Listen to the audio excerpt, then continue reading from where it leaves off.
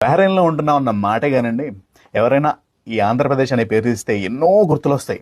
ఎవరైనా వచ్చి అడిగారనుకోండి, "మీ రాష్ట్రంలోకి వస్తే మేము ఎక్కడికెళ్ళాలని?" మొదలు పెడతా. పైనున్న శ్రీకాకుళంతో మొదలు పెడతా.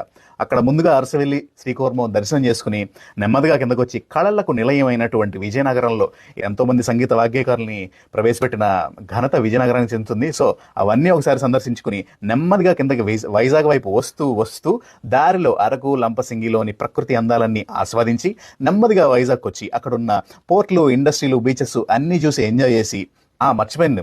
ఇప్పుడు రేపొద్దున ఒక ఏడాదో, 2 ఏళ్లకో గూగుల్ ఏఐ డేటా సెంటర్ కూడా అక్కడ వస్తుంది చూడండి. అది కూడా ఆ టూరిస్ట్ అట్రాక్షన్ కూడా నెమ్మదిగా కవర్ చేసుకుని, మన్యం తాలూకు పౌరుషాన్ని పీల్చుకుంటూ, అక్కడున్న బొర్రా గుహలు, కాఫీ ప్లాంటేషన్స్ దగ్గర ఓ కాఫీ ప్యాకెట్ కొనుక్కుని నీట్‌గా కిందకి దిగితే, వస్తూ వస్తూ దారిలో అనకాపల్లిలో ఒక బెల్లంగడ్డ కొనుక్కుని, ఒక తర్వాత కోనసీమ అందాలన్నీ హాయిగా ఆ కొబ్బరి చెట్ల నుంచి వచ్చే స్వచ్ఛమైన గాలిని పీల్చుకుంటూ పీల్చుకుంటూ కాకినాడ వచ్చేసారనుకోండి. కాకినాడ పోర్టు చూసుకుని, కాకినాడ కాజా తినేసి, సుబ్బయ్య గారి హోటల్లో భోజనం చేసి, నెమ్మదిగా రాత్రికి రాజమండ్రి చేరుకోండి. ఆ తర్వాత పుష్కర్ ఘాట్‌కి వెళ్ళి కూర్చుని అక్కడ గోదావరి తాలూకు వంపు సొంపుల్ని ఆస్వాదిస్తూ రాజమండ్రి రోజ్ మిల్క్ తాగండి.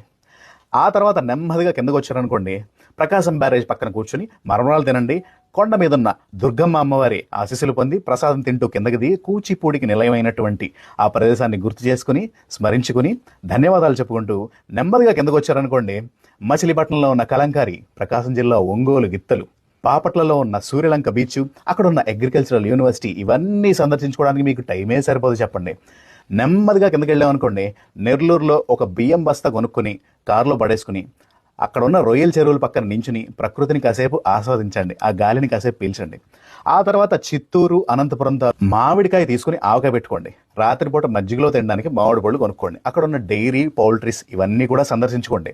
తిరుపతి వెంకన్నకి కొండెక్కి దండం పెట్టుకోండి. నెమ్మదిగా కర్నూలుకి వెళ్ళి అక్కడున్న వెరైటీలు, లైమ్స్టోన్లు, మినరల్స్ ఇవన్నీ చూసి గర్వపడండి.